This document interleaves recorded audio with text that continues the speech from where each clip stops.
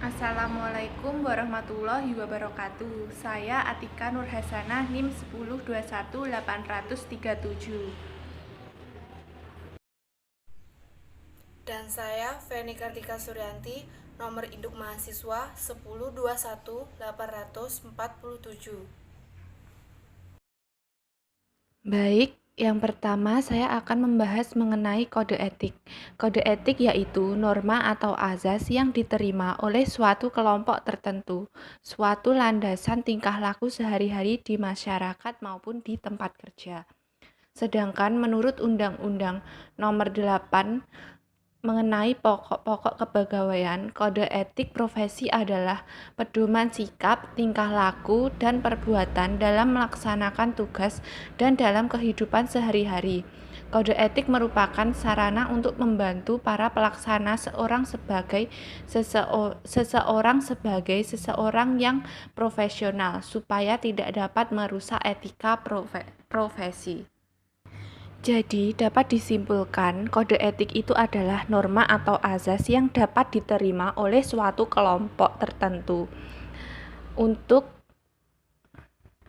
mengatur tingkah lakunya di masyarakat maupun di tempat kerja.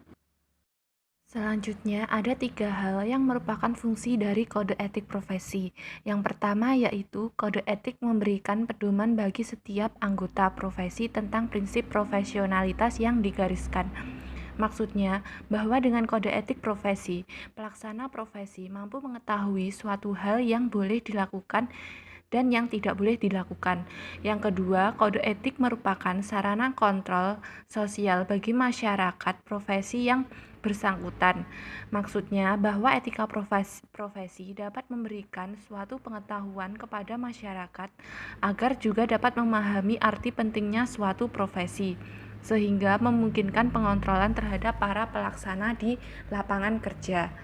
Dan yang ketiga yaitu kode etik profesi mencegah campur tangan pihak luar organisasi profesi tentang hubungan etika dalam keanggotaan profesi. Maksudnya yaitu bahwa para pelaksana profesi pada suatu instansi atau perusahaan yang lain tidak boleh mencampuri pelaksanaan profesi di lain instansi atau perusahaan. Selanjutnya, saya akan membahas tentang kode etik sebagai norma bagi profesi hukum. Kode etik profesi adalah norma yang ditetapkan dan diterima oleh kelompok profesi yang mengarahkan dan memberi petunjuk kepada anggotanya bagaimana seharusnya berbuat dan sekaligus menjamin mutu moral profesi itu di mata masyarakat. Kode etik profesi hukum di Indonesia merupakan norma etik profesi yang harus dihormati dan dipedomani oleh para setiap anggota atau asosiasinya dalam melaksanakan tugas, fungsi, dan wewenangnya dalam memberikan pelayanan kepada masyarakat. Dalam kelompok kerja profesi hukum, bidang kerja profesi hukum ini ada yang bersifat scholarly profession dan consulting profession dalam prakteknya. Untuk mencegah terjadinya pelanggaran serius terhadap kode etik profesi dapat ditempuh cara penundukan pada undang-undang, sehingga pelanggaran kode etik akan diancam dengan sanksi seperti pelanggar undang-undang. Cara lain lagi yaitu melegalisasikan kode etik profesi kepada ketua pengadilan negeri, sehingga mempunyai kekuatan berlaku dan mengikat sama seperti akta perdamaian di muka pengadilan. Selanjutnya, kode etik polisi. Yang pertama ada kode etik polisi. Kode etik profesi polisi adalah kristalisasi nilai-nilai Tribata, Dabkat, Catur Prastya yang dilandasi dan dijiwai oleh Pancasila serta mencerminkan jati diri setiap anggota polisi dalam wujud komitmen moral yang meliputi etika kenegaraan, kelembagaan, kemasyarakatan, dan kepribadian. Yang kedua, kode etik hakim. Yang pertama ada etika kepribadian hakim. Sebagai penjabat penegak hukum, hakim percaya dan takwa kepada Tuhan Yang Maha Esa, menjunjung tinggi citra, wibawa, dan martabat hakim, dan berlakuan baik dan tidak tercela. Yang kedua, ada etika melakukan tugas jabatan. Sebagai penjabat penegak hukum, hakim bersikap tegas, disiplin, penuh pengabdian pada pekerjaan, dan bebas dari pengaruh siapapun juga.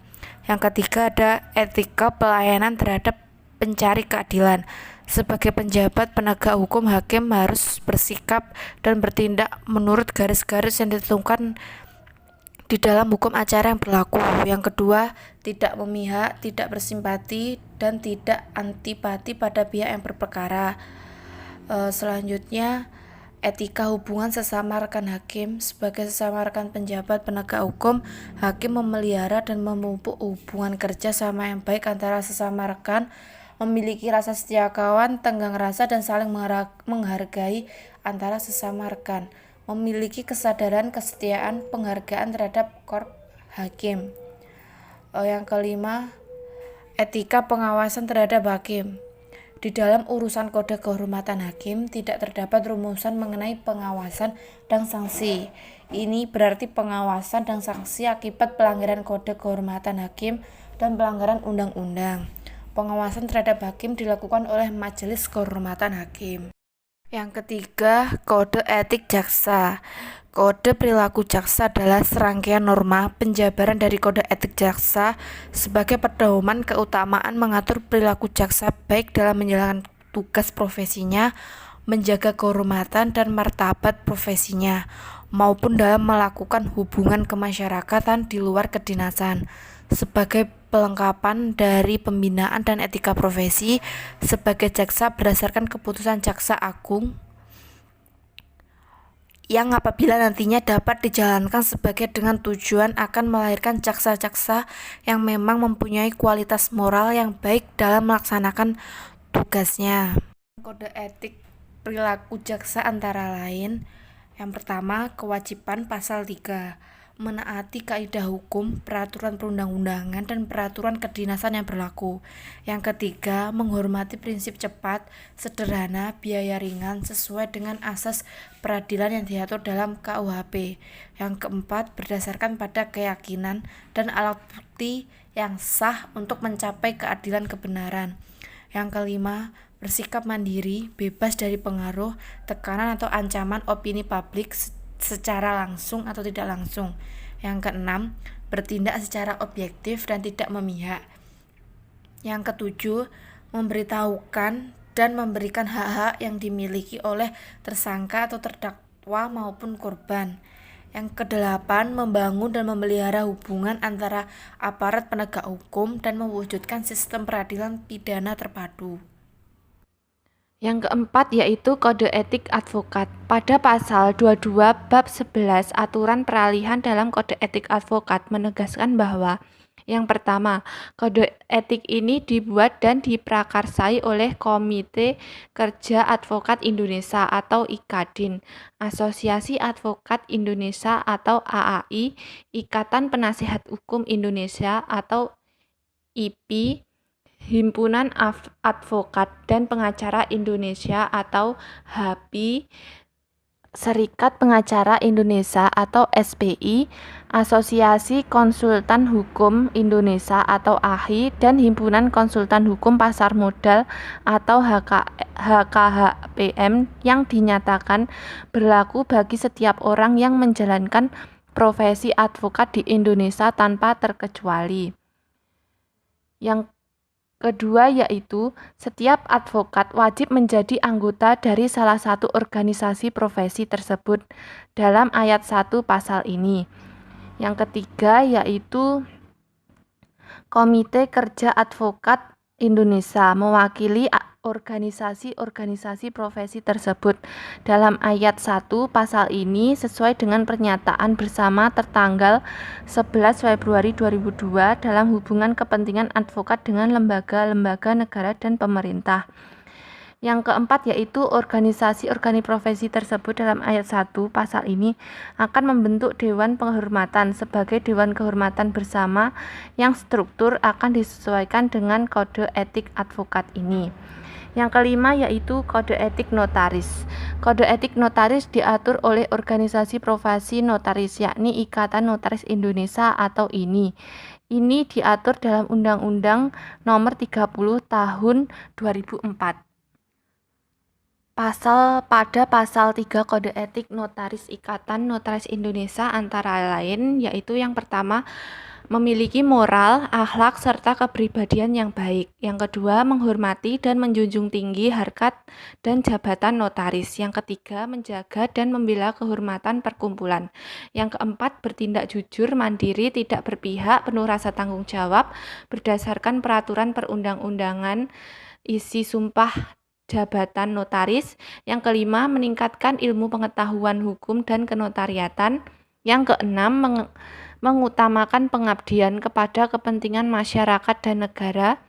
Yang ketujuh, memberikan jasa pembuatan akta dan jasa kenotariatan lainnya untuk masyarakat yang tidak mampu tanpa memungut honorarium. Yang kedelapan, menetapkan satu kantor di tempat kedudukan notaris yang bersangkutan. Yang kesembilan, memasang satu buah papan nama sesuai dengan ketentuan yang berlaku.